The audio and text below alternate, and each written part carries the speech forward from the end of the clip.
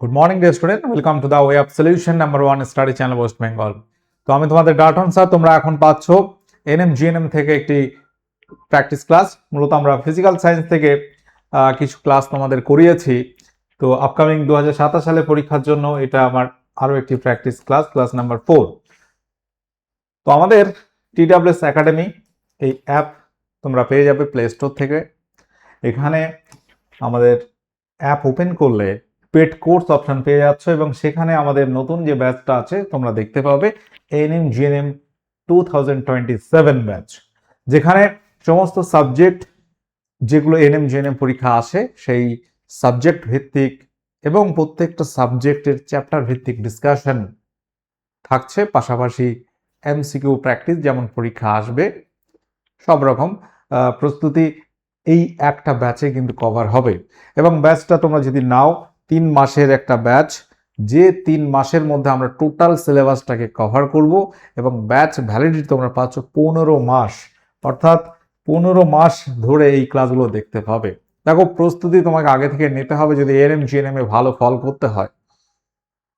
তো সময় হাতে আছে, তোমরা ব্যাচটা নেবে এবং এই ক্লাসগুলোই পড়তে থাকবে, কারণ এখানে একটা লং সিলেবাস তুমি পাবে, খুব সংক্ষিপ্ত সিলেবাস নয় যেটা খুব কম সময়ে তুমি মনে রাখতে পারবে। 3 মাসে হয়তো ব্যাচটা আমরা কমপ্লিট করবো, বাট এটাকে তোমার বুঝতে গেলে একটা ক্লাস বারবার দেখতে হবে। তো সাবজেক্ট তুমি যদি দেখে নাও, life science, physical science, basic English, mathematics, general knowledge, logical reasoning, total এতগুলো সাবজেক্ট থেকে 100টা কোশ্চেন থাকবে। 115 মার্কসের একটা এক্সাম তোমাকে দিতে হবে, যেখানে সব থেকে বেশি ওয়েটেজ আছে লাইফ সায়েন্স এবং ফিজিক্যাল সায়েন্স। 75 নাম্বার এখানে আছে সায়েন্স পার্টে, এবং এই সায়েন্স পার্টটা তোমাকে কিন্তু 3 মাস আমরা পড়াচ্ছি, খুব ভালো করে চ্যাপ্টার ভিত্তিক তোমরা পাবে এবং সেখানে প্রত্যেকটা চ্যাপ্টার তোমাকে বারবার দেখতে হবে। 3 মাস পড়লেই যে সব হয়ে যাবে তা নয়, ওই জন্য ভ্যালিডিটি আমরা 15 মাস রেখেছি, ওটাই তুমি বারবার দেখবে, ঠিক আছে? এবং সমস্ত সাবজেক্টের চ্যাপ্টার ভিত্তিক ক্লাস পাচ্ছ। পরীক্ষা যে প্যাটার্ন তোমরা যারা জানো না দেখে নাও, 1.5 ঘন্টার সময় তোমরা পাবে, যেখানে সমস্ত কোশ্চেন এমসিকিউ টাইপ থাকবে, কিন্তু লাইফ সায়েন্স, ফিজিক্যাল সায়েন্সে কিছু কোশ্চেন থাকবে 2 নাম্বার, যেটাকে ক্যাটাগরি 2 বলা হচ্ছে, ঠিক আছে? বাদ বাকি এখানে 30-15 1 নম্বরে কোশ্চেন, অর্থাৎ এখানে তুমি পাচ্ছ 45 নম্বর, আর এখানে 15 × 2 30, 75 নম্বর এখানে তুমি পাচ্ছ। তো মূলত এই ব্যাচে ফিজিক্স বা ফিজিক্যাল সায়েন্সের পার্টটা আমি করাচ্ছি। তোমরা যদি জানতে চাও যে আমি কেমন ফিজিক্যাল সায়েন্স করাচ্ছি, নিশ্চয়ই ক্লাসগুলো দেখো, বুঝতে পারবে। তো আমরা ফিজিক্স থেকে কিছু এমসিকিউ প্র্যাকটিস করবো। ফিজিক্যাল সায়েন্স মানে ফিজিক্স প্লাস কেমিস্ট্রি পার্ট। তো অনেক সিলেবাস এখানে আছে, তোমাকে চ্যাপ্টার ধরে তুমি যদি না পড়ো এখানে মনে রাখতে পারবে না। ফিজিক্স থেকে দেখবো কনসেপচুয়াল প্রশ্ন কিন্তু পরীক্ষা আসে। তো এখানে ফিজিক্যাল সায়েন্সে আলোচনা হচ্ছে, শুধু ফিজিক্স নেই আমার এখানে। ফিজিক্যাল সায়েন্স মানে তুমি এখানে কেমিস্ট্রি পার্টও কিছু পেয়ে যাবে। কোশ্চেন নাম্বার 1, অম্ল বৃষ্টি বা অ্যাসিড বৃষ্টি যেটাকে আমরা বলি, এখানে কোন অ্যাসিডটি সবচেয়ে বেশি থাকে? এটা কিন্তু এনএম জিএনএম বিগত বছরের পরীক্ষায় এসেছিল কোশ্চেনটি। অ্যাসিড বৃষ্টি মূলত কি, কেন হয় সেটা তোমার জানা আছে, ছোটবেলা থেকে পড়ছো যে বায়ুতে অনেক রকমের বিভিন্ন উপাদান আছে, যেমন সালফার ডাইঅক্সাইড, নাইট্রোজেন ডাইঅক্সাইড, এরকম প্রচুর গ্যাস আছে যেগুলো বৃষ্টির সময় জলের সঙ্গে রিয়াকশন করে অ্যাসিড আকারে নেমে আসে এবং সেটাকে আমরা অ্যাসিড রেন বলি। তো এখানে আমরা মূলত অ্যাসিড রেনের যে প্রধান দুটো অ্যাসিড হচ্ছে সালফিউরিক অ্যাসিড এবং নাইট্রিক অ্যাসিড। এই দুটো হচ্ছে প্রধান অ্যাসিড আমরা বলতে পারি, কিন্তু তার মধ্যে সব থেকে বেশি যেটা থাকে সেটা হচ্ছে সালফিউরিক অ্যাসিড, H2SO4। বাতাসে দেখো সালফার ডাইঅক্সাইড আছে, এর সঙ্গে জল বিক্রিয়া করে এই অ্যাসিডটা তৈরি করে। আর নাইট্রোজেন ডাইঅক্সাইড, ঠিক আছে, নাইট্রোজেন ডাইঅক্সাইড তার সঙ্গে জলের বিক্রিয়ায় আমরা দেখব HNO3 তৈরি হয়, নাইট্রিক অ্যাসিড। তো এই দুটো অ্যাসিডই প্রধান অ্যাসিড, সালফিউরিক অ্যাসিড, এবং তার মধ্যে আবার সালফিউরিক অ্যাসিড বেশি থাকে। কোশ্চেন নাম্বার 2, গান শুনে কোনো গায়ককে তুমি চিনতে পারো কিসের জন্য? শব্দের কোন ধর্মের জন্য? আমরা সুরযুক্ত শব্দের 3 ধরনের বৈশিষ্ট্য বা ধর্ম দেখতে পাই। একটা হচ্ছে প্রাবল্য বা তীব্রতা, আরেকটা হচ্ছে তীক্ষ্ণতা, আরেকটা হচ্ছে কোয়ালিটি বা গুণ জাতি। সুরযুক্ত শব্দ, এই 3টে বৈশিষ্ট্য। ধরো তুমি একটা গান শুনছো, যেখানে দুটো সিঙ্গার গাইছে, ঠিক আছে, দুটো সিঙ্গার মিলে একটা গান গেয়েছে। এরকম প্রচুর হিন্দি গান বা বাংলা গানও আছে। সেখানে তুমি বুঝতে পারছো যে একটা গান গেয়েছে ধরো কুমার শানু, একটা উদিত নারায়ণ, একই গানে দুজনাই আছে। বুঝতে পারছো এই গলাটা কুমার শানু, এটা উদিত নারায়ণ। বা বর্তমান দিনে তুমি একটা ভাবতে পারো অরিজিৎ সিং, আর একটা তুমি ভাবলে অন্য কোনো একটা গায়ক হতে পারে। তো যাই হোক, তো এই যে কথাগুলো আমরা চিনতে পারি যে এটা এর ভয়েস, ওটা তার ভয়েস, এটা হচ্ছে কোয়ালিটি, গুণ বা জাতি। এই জন্য হয়। আমরা আর যে দুটো বৈশিষ্ট্য, একটা পাচ্ছি তীব্রতা। তীব্রতা বা ইন্টেন্সিটিটা কি, যেটা হচ্ছে কত জোরে তুমি শুনছো। আমি যদি একটু সাউন্ড আপ, মানে জোরে কথা বলি, তোমরা জোরে শুনছো, আর একটা স্লো কথা বলে স্লো শুনছো, মানে ধীরে শুনছো। তো এটা হচ্ছে তীব্রতা। আর একটা হচ্ছে তীক্ষ্ণতা, ইন্টেন্সিটি, কম্পাঙ্কর উপর ডিপেন্ডেবল। একটা ছেলে কথা বলছে, একটা মেয়ে কথা বলছে, দুজনের তীব্রতা এক হতে পারে, বাট তীক্ষ্ণতা আলাদা, ঠিক আছে। অর্থাৎ ফ্রিকোয়েন্সি আলাদার জন্য দুটো কিন্তু দু রকম সাউন্ড করছে। আর একটা হচ্ছে তরঙ্গ রূপ বা ওয়েভ ফর্মটা কেমন, তরঙ্গর গেট আপটা কেমন, সেটার জন্য এই কোয়ালিটি বা গুণ শব্দটা আমরা চিনতে পারি। কোশ্চেন নাম্বার 3, সাধারণ তুলযন্ত্র দিয়ে আমরা কি মাপি? উত্তর কি হবে? কোশ্চেন নাম্বার 3, সাধারণ তুলযন্ত্র দিয়ে আমরা কি পরিমাপ করি? দাঁড়িপাল্লা দিয়ে বস্তুর ভর পরিমাপ করি। ওজন পরিমাপক যন্ত্র হচ্ছে স্প্রিং তুলা যন্ত্র।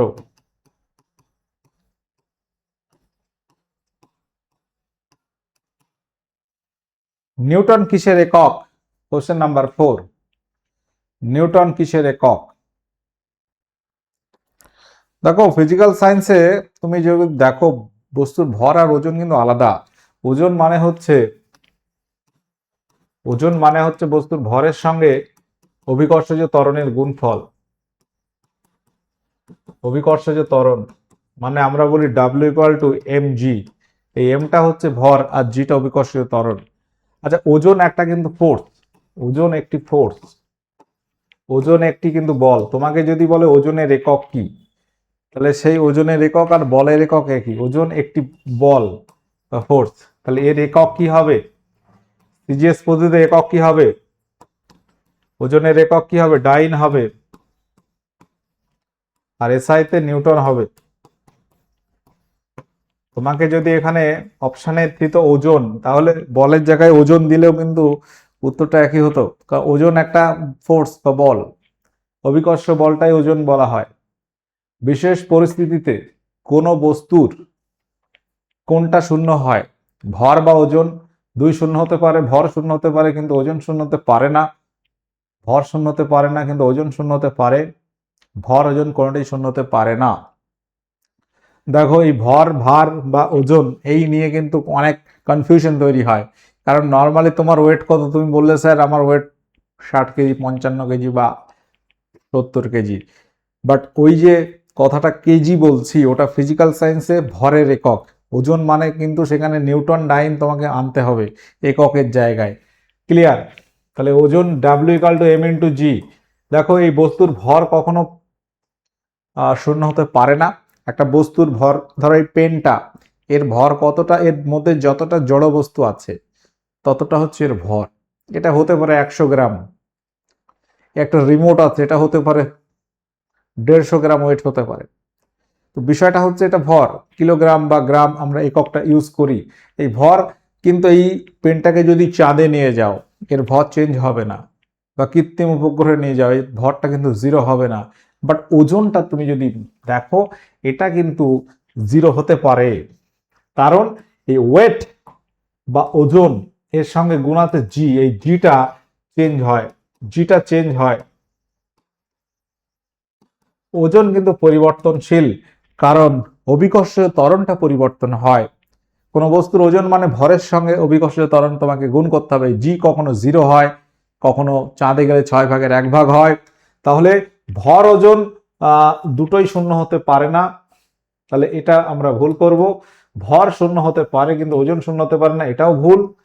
ঠিক আছে, ভর শূন্য হতে পারে না কিন্তু ওজন শূন্য হতে পারে, এটা কিন্তু সঠিক আছে, তাই তো। অর্থাৎ জিটা চেঞ্জ হয়, জি যদি 0 হয় তাহলে ডাব্লিউ ইকুয়াল টু 0। বিশেষ পরিস্থিতিতে কোনো বস্তুর ভর একটা থাকবে, যে কোনো একটা বস্তু যদি নাও, এক ব্যক্তি 10 মিটার বাহু বিশিষ্ট বর্গাকার মাঠের চারিদিকে 16 সেকেন্ডে একবার ঘুরে এলে তার গড় দূরত্ব মোট সরণ কত হবে? কোশ্চেনটা পরীক্ষা আসা প্রশ্ন, তোমাকে কোশ্চেনটা দেখতে হবে। একটা বর্গাকার মাঠ, বর্গক্ষেত্র ছবি তোমরা জানো, অর্থাৎ যার দৈর্ঘ্য প্রস্থ সমান হয় এবং প্রত্যেকটা কোণ হয় 90 ডিগ্রি, একেবারে চৌকো মাঠ। ঠিক আছে, যার দৈর্ঘ্য বলছে 10 মিটার, প্রত্যেকটা বাহুর দৈর্ঘ্য 10 মিটার। তাহলে এ যদি, এই বিন্দুটাকে আমরা এ ধরছি, এ থেকে যাত্রা শুরু করলো, এইদিকে যাত্রা করছে, করে আবার এ বিন্দুতে ফিরে এলো, বর্গাকার মাঠের চারিদিকে 16 সেকেন্ডে একবার ঘুরে গেছে। মানে এ বিন্দু থেকে যাত্রা শুরু করে বস্তুটা এখান দিয়ে গিয়েছে, গিয়ে ফাইনালি আমরা যদি দেখি আবার এ বিন্দুতে পৌঁছাতে, তাহলে বস্তুটার গড় দ্রুতি কত? এবং আরেকটা কোশ্চেন এখানে দিয়েছে, বলছে যে মোট সরণ কত। দেখো, সরণ বা ডিসপ্লেসমেন্ট এটা আগে বুঝে নাও, তাহলে আমাদের উত্তরটা সহজ হয়ে যাবে, উত্তরটা বেরিয়ে যাবে, ডিরেক্ট অ্যান্সার এসে যাবে, যেহেতু একটা অপশানে 0 পাচ্ছি। সরণ মানে কি? বস্তু প্রথমে কোথায় ছিল, প্রথম অবস্থান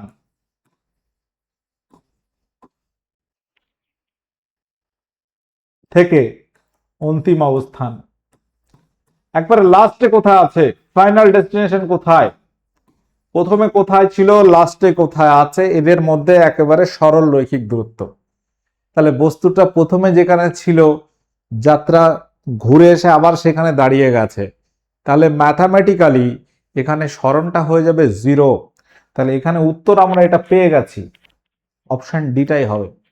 যদি এই অপশনটাও যদি 0 থাকতো, ধরো এই অপশনটা 0 থাকতো, তোমার কনফিউশন হতো, তাই তো। তো এখানে দ্রুতি মানে কি, এই টোটাল যেতে তার 16 সেকেন্ড সময় লেগেছে, টাইম লেগেছে। দ্রুতি মানে হচ্ছে কি, দ্রুতির ইংরাজিটা হচ্ছে স্পিড, দ্রুতিকে ইংলিশে আমরা স্পিড বলি। দ্রুতি হচ্ছে অতিক্রান্ত দূরত্ব, অতিক্রান্ত দূরত্ব ভাগ মোট সময়।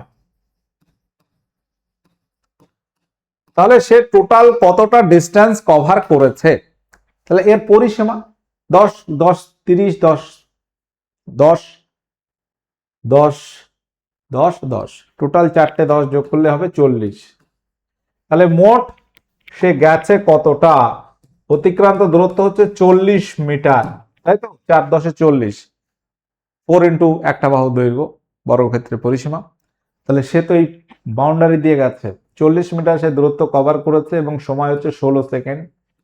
তাহলে এখানে তুমি রেজাল্ট পাচ্ছ, 4 দিয়ে ভাগ করো, 4 10 40, 4 4 16, বা তুমি এখানে 8 দিয়ে ভাগ করলে 5 8 40, 8 2 16, তার মানে আলটিমেট রেজাল্ট পাচ্ছ 2.5, আড়াই মিটার পার সেকেন্ড, আড়াই metre per second. Option D সঠিক উত্তর। তাহলে এই অঙ্কগুলো পরীক্ষায় আসা প্রশ্ন, এই রকম প্রশ্ন পরীক্ষায় দেয়। কোশ্চেনটা কি কঠিন? উত্তর কি একেবারেই সহজ একটা প্রশ্ন, একেবারেই সহজ, অর্থাৎ কঠিন মোটেই নয়, এটা তোমার একেবারে কমন সেন্স। কোশ্চেন নাম্বার 7 আসবো, একটি স্বর, স্বর মানে একাধিক সুরের সমষ্টি। একটি স্বরে বলছে 256, 400, 512, 630 4টি কম্পাঙ্কে সুর মিশ্রিত থাকে, তবে সমমেল কোনটি? সমমেলটা কি এটা তোমাকে জানতে হবে, নয়তো তুমি বার করবে কিভাবে? হঠাৎ করে কোশ্চেনটা দেখলে একটা মানে খটকা লাগবে, কি অঙ্ক দিল। তো আগে আমাদের এই জায়গাটা পড়তে হবে। শব্দ চ্যাপ্টার তুমি যদি পড়ো, যে সুর মানে হচ্ছে একটি কম্পাঙ্কের শব্দ আছে, আর স্বর মানে একাধিক কম্পাঙ্ক সেখানে মিশেছে, একাধিক সুর সেখানে যুক্ত হয়ে একটা স্বর তৈরি হয়েছে, একটা টোন, একটা নোট। তো এখানে আমরা যদি বলি, বেশ কয়েকটা কথা আছে। প্রাথমিক সুর কত? প্রাথমিক সুর কত হবে? অনেক কোশ্চেন এইখান থেকে হতে পারে, এই এই একটা অঙ্ক থেকে। প্রাথমিক সুর মানে যেটা সব থেকে কম কম্পাঙ্ক, 256 এখানে কম, এই কম্পাঙ্কের হার্জ, এটা হচ্ছে প্রাথমিক সুর, বা এটাকে আমরা বলতে পারি মূল সুর। এটাকে বলা হয় মূল সুর, মূলত মূল সুর বলা হয়। আর একটা হচ্ছে উপসুর। উপসুর মানে, উপসুর মানে কি? উপসুর মানে হচ্ছে মূল সুর বাদ বাকি যেগুলো পড়ে আছে, এটা ধরো হার্জ, কম্পাঙ্কের একক হার্জ। মূল সুর বাদে বাদ বাকি যেগুলো পড়ে আছে, 400, তুমি বলতে পারো 512, 630, এগুলো সব হচ্ছে উপসুর। এবার আসি সমমেল। আমি বিষয়গুলো একেবারে বলে রাখলাম তোমাদের। সমমেল, সমমেলটা হচ্ছে মূল সুরের সরল গুণিতক। নামটা পড়তে হবে, মূল সুরের নামটা পড়তে হবে, ঠিক আছে? মূল সুর যদি 10 হয়, তাহলে 10-এর সমমেল হবে 10 × 2 20, 30, 40, 50, 60, এইভাবে। তাহলে মূল সুর এখানে 256 নামটা পড়ো। 256 256 এটা না, 256 × 2 512, 256 × 3 512, সঙ্গে 256 যোগ করো, হ্যাঁ, তো সেখানে 700 সামথিং হবে। তো 512 সঙ্গে 200 মানে হচ্ছে 756, 12 468, 768 হতো যদি থাকতো। তাহলে সমমেল একাধিক হতে পারে, মূল সুরের সরল গুণিতক। এখানে 512 কম্পাঙ্কের সুরটি হচ্ছে সমমেল। এটা মূল সুরের সরল গুণিতক। সরল গুণিতক মানে তোমাকে নামটা পড়তে হবে, মূল সুরের নামটা পড়তে হবে। 512। আর একটা কথা হয় অষ্টক। অষ্টক কার অষ্টক তুমি বার করবে? মূল সুরের অষ্টক মানে মূল সুরের দ্বিগুণ। 512 এটাই হবে এর অষ্টক, ঠিক আছে, বা অক্টেভ বলা হয়। কোশ্চেন নাম্বার 8-এ আসবো। নিম্নলিখিত গ্যাসগুলির মধ্যে কোনটি সাধারণত কোনো রাসায়নিক বিক্রিয়ায় অংশগ্রহণ করে না? সঠিক উত্তর কি হবে?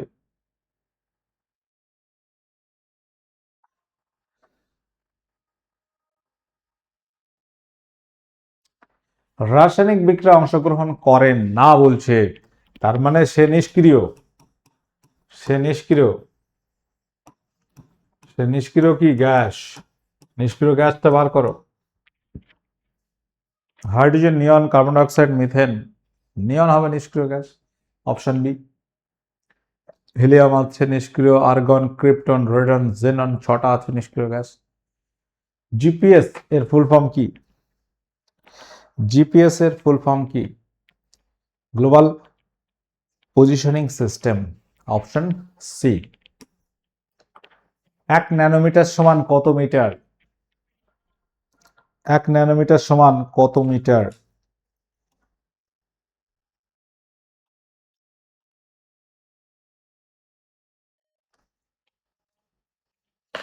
1 ন্যানোমিটার মানে কত মিটার? 10⁻⁻৯ মিটার, অপশন সি। পৃথিবীর বায়ুমণ্ডলের মূল অংশটা কি? পৃথিবীর যে বায়ুমণ্ডল আছে এর ম্যাক্সিমামটা কোন gas? Nitrogen gas. 78% nitrogen gas approximate.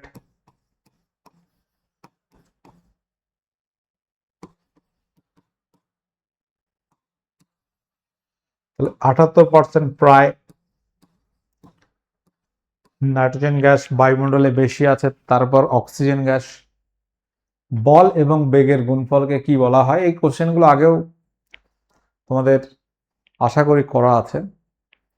বল এবং বেগ এর গুণফলকে দেখো, এই ফিজিক্সটা কিন্তু বারবার পড়তে হবে। তোমরা অনেকে ফিজিক্সটাকে অ্যাভয়েড করো বা বুঝতে চাও না, ভয় পাও, বাট ফিজিক্স যদি তুমি একটু আর বোঝার মানসিকতা নিয়ে পড়তে বসো, দেখবে ফিজিক্সটাই সব থেকে ভালো লাগবে। কারণ যত বুঝবে তত ভালো লাগবে। সময় দিতে হবে। দেখো অনেকের অনেক সাবজেক্ট সমস্যা আছে বা দুর্বলতা আছে, তাই তো? তো তুমি তখন তো উপায় কি? উপায় হচ্ছে একটাই, টাইম। যে বিষয়টায় তুমি টাইমটা বেশি দেবে, সেটার তোমার গ্রোথ আসবেই আসবে। ঠিক আছে? তো ফিজিক্সটা যদি তোমার কম পারো মনে হয়, পাচ্ছি না, এটাকে সময় বেশি দাও। ঠিক আছে? একটা ক্লাস বারবার দেখো, রিভিশন করো, নিশ্চয়ই তোমার সেই সাবজেক্টের দুর্বল জায়গাটা স্ট্রং জায়গায় পরিণত হবে। বলের সঙ্গে বেগের গুণফল আমরা পাই ক্ষমতা। ক্ষমতা কিভাবে স্যার? আচ্ছা, প্রথমে আমরা ক্ষমতা মানে কি জানি? ক্ষমতা মানে আমরা জানি কার্য ভাগ সময়। কার্য করার হারটাকে আমরা ক্ষমতা বলি।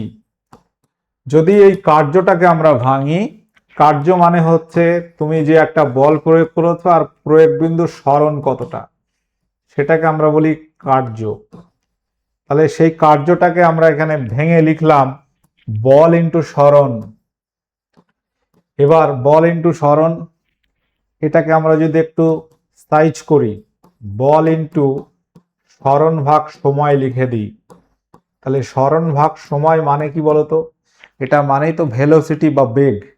তাহলে এটা মানেই বল ইন্টু বেগ। তাহলে ক্ষমতা থেকে আমরা ম্যাথামেটিক্যালি বল ইন্টু বেগ পেলাম। ঠিক আছে? ক্ষমতা মানে হচ্ছে বল ইন্টু বেগ। ভরবেগ মানে ভর ইন্টু বেগ। মানুষের জন্য শ্রবণের শব্দের শ্রবণযোগ্য সীমা কত, লিমিট কত? আমরা সমস্ত কম্পাঙ্কের শব্দ শুনতে পাই না। আমরা একটা নির্দিষ্ট কম্পাঙ্কের, আমাদের কানের একটা ব্যাপার রয়েছে, এই কম্পাঙ্ক আমরা শুনতে পাই।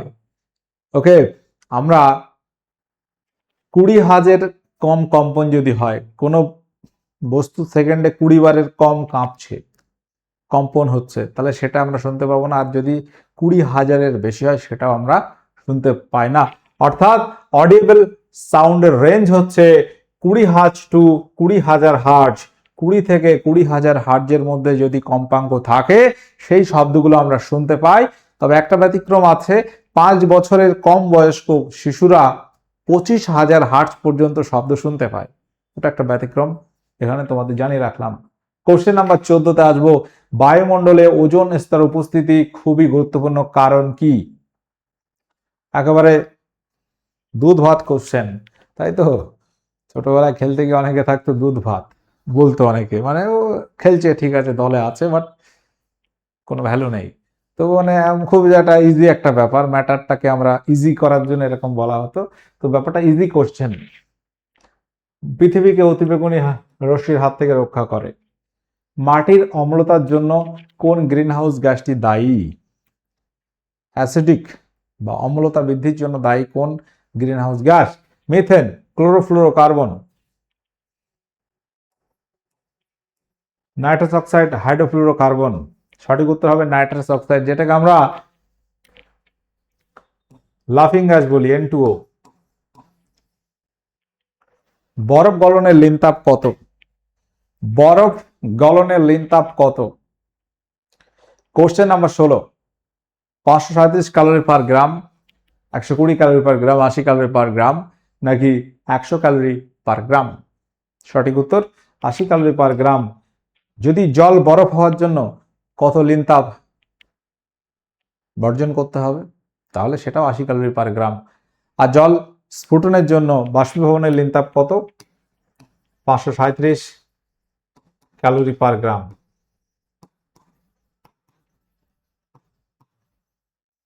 এখান থেকে লিনতাপের এককটাও মনে রাখবে, ক্যালোরি পার গ্রাম। সিজিএস এসআইতে যদি বলে ক্যালোরির জায়গায় জুল হবে, গ্রামের জায়গায় কিলোগ্রাম হবে। কোশ্চেন নাম্বার 17, কোন তাপমাত্রায় ফারেনহাইট স্কেলের পাঠ সেলসিয়াস স্কেলের পাঠের সমান হয়? খুব পরিচিত একটা প্রশ্ন। ফারেনহাইটের পাঠ সেলসিয়াস পাঠের সমান হয় যে উষ্ণতায়, সেটা কি হবে? অর্থাৎ এখানে আমরা যদি দেখি একটা ফর্মুলা আছে C/5 = F - 32/9। এটা হচ্ছে সেলসিয়াসের সঙ্গে ফারেনহাইটের সম্পর্ক। ওকে, তো এখানে তুমি যদি সেলসিয়াস ইকুয়াল টু ফারেনহাইট ধরে ক্যালকুলেশন করো, তুমি কি পাবে? আমরা এটা অ্যান্সারটা জানি -40। আমি জাস্ট ওইটা দেখানোর জন্য এটা তোমাকে বলছি, সি জায়গায় এফ লেখো বা এফ এর জায়গায় সি লেখো। C/5 = C - 32/9 করে দাও। তাহলে ক্যালকুলেশন করো। 9C = 5C - 32 × 5। ক্লিয়ার? এখান থেকে তুমি 5C-টা এদিকে নিয়ে আসো, 9C - 5C = -32 × 5, মানে 5 × 2 = 10, 3 × 5 = 15, 160। মানে এখান থেকে পাচ্ছ 4C = -160। দেখো ভালো করে এই ক্যালকুলেশনটা দেখে নাও। তোমাদের যদি মনে হয় কিভাবে আসছে স্যার দেখান, এই কিন্তু উত্তর এসে গেল। মানে এখান থেকে তুমি পাচ্ছ C = -160 / 4, 4 × 4 = 16, 40। মানে এখানে পাচ্ছ C = 40 -40, C = -40, কারণ এখানে একটা মাইনাস আছে।